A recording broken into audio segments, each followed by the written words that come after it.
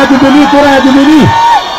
Na huyu deputy governor huyu. Rais Uhuru Kenyatta na naibu wake William Ruto leo waliongoza kampeni za chama hicho katika kaunti ya Narok. Tunakubaliana?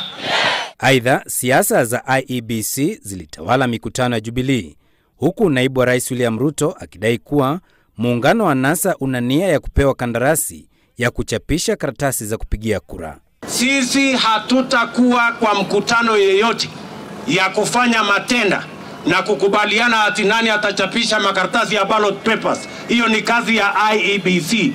Na kama IEBC wanataka kuita wale entrepreneurs wa NASA kusaidiana na wao, waendelee. Ile tunangojea ni tarehe 8 mwezi wa 8 kuwe na ballot papers, Wakenya wapige kura, Kenya iendelee mbele.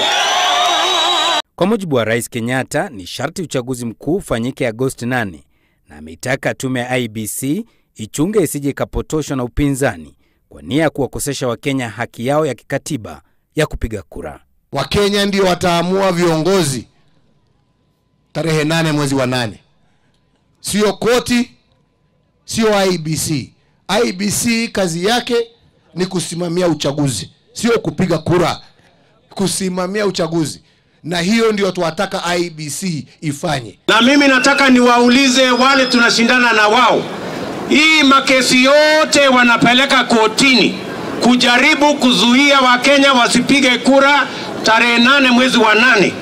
Kwani hawakujua ya kwamba kutakuwa na uchaguzi tarehe 8 for the last 4.5 years? Aidha, viongozi hawa wa Jubilee wamewaonya wanasiasa wa upinzani ambao wanatuhumiwa kuwachochea Wakenya kuzua fujo. Sisi tunaamini ya kwamba Kenya ni ya Wakenya, na Mkenya ako na haki ya kuishi pahali popote katika dunia hii yetu ya Kenya.